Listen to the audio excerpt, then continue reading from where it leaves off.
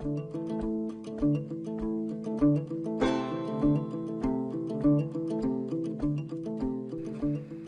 what I'd like to do with you right now is go through the assignment with you for the site logistics plan.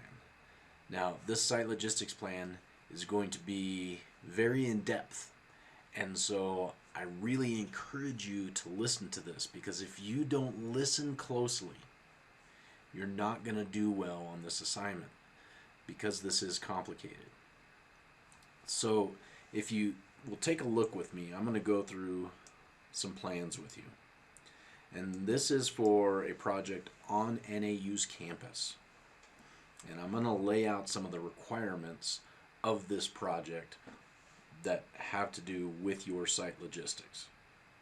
First of all, this is not the way the site looks now. You need to pay attention to the plans, not to what the site looks now, because since this was built, all of this has been changed.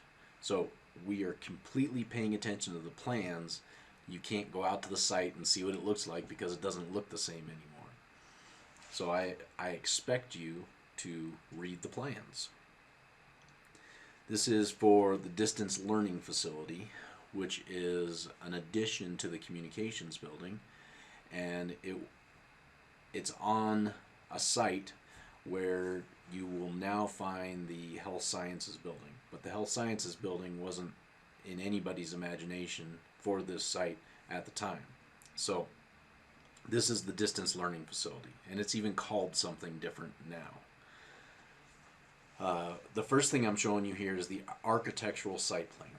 You are going to do a job site logistics plan for this project using all the tools I gave you in the last video, making sure that all of those things are included in your job site logistics plan.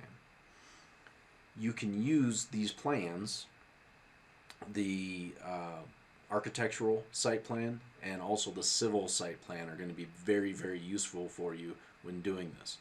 You are going to be required to do this electronically.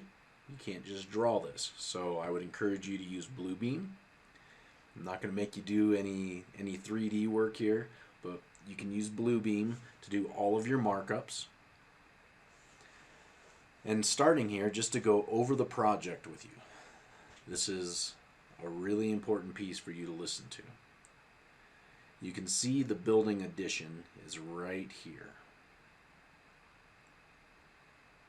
And the whole area is your site. This right here is an existing parking lot. This right here is an existing parking lot. But right now, this is a big empty field with a road through it. Okay, so this is what it's going to look like when it's done. This is a new road through it. So let's go to the civils and see what it looks like right now.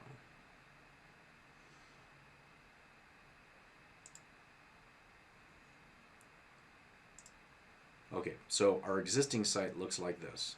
You can see that we have a parking lot down here at the bottom, parking lot over here, and there is a straight road that goes through.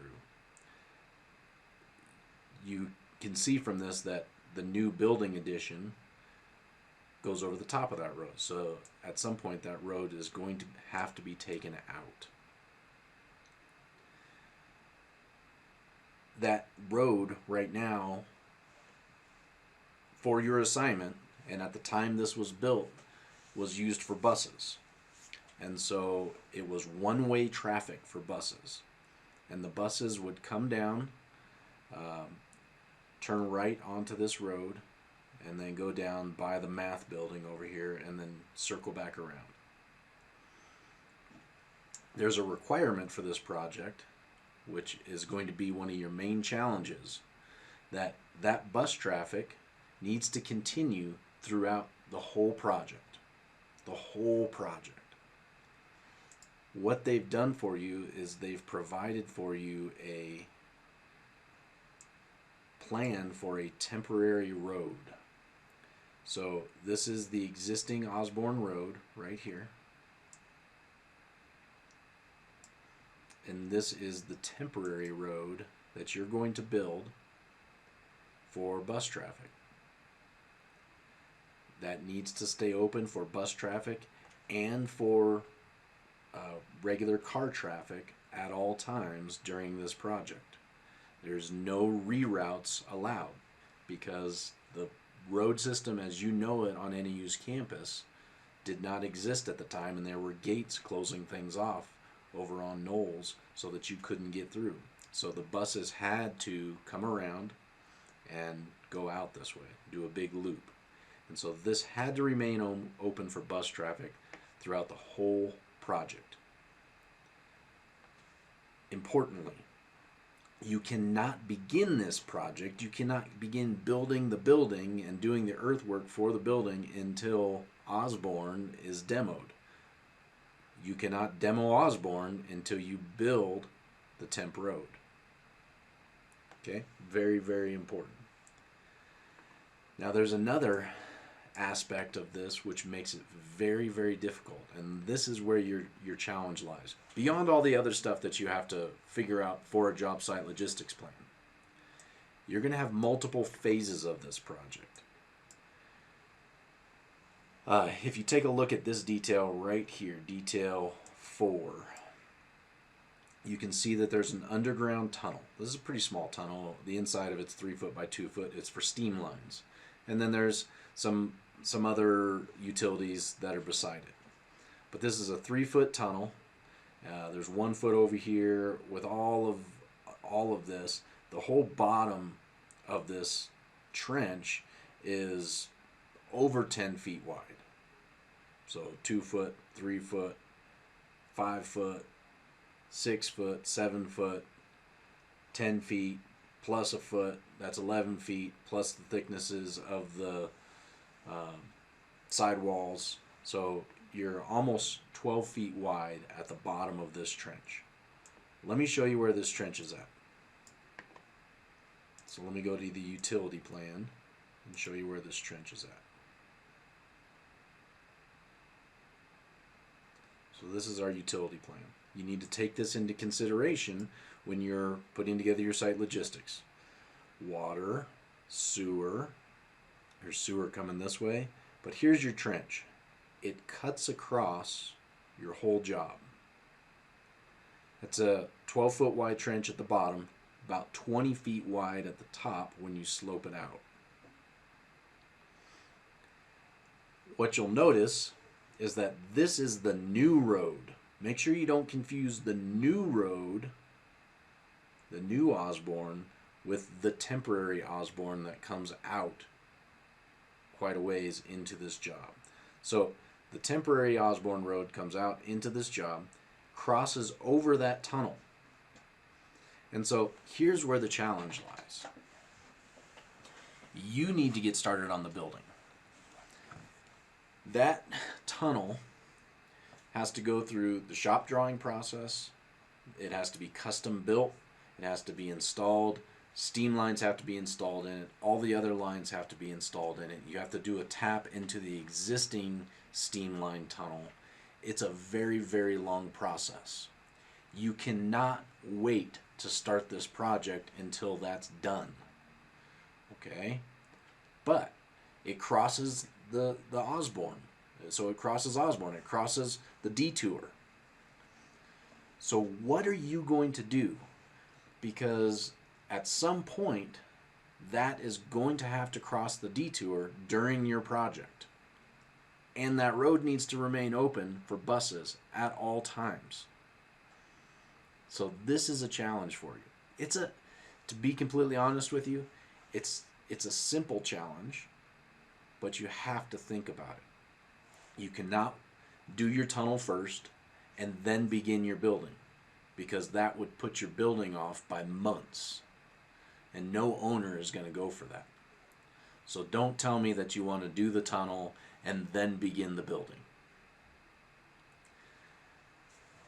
That's not going to be a solution here. You're going to have to come up with a different solution to this problem. I mean, you can do extreme things. You could build a bridge if you wanted to, over a temporary bridge over your tunnel. But does that really make sense when it comes right down to it? So you're going to have at least a phase 1 of this project and a phase 2 of this project, if not 3 different phases of this project. You've got an original Osborne Road, a temporary Osborne Road, and a new Osborne Road, all in different locations. And it needs to stay open 100% of the time, day and night. And you need to take this into consideration with your job site logistics plan. So you may have 3 different phases of this project. You also need to consider deliveries in and out of this project, where you're going to have those deliveries come in, where you're going to have them go out, because that could get complicated. This is a tight site, but at the same time it has a lot of room, but you have a road going right through the middle of it. So you need to really, really think about how you're going to do this.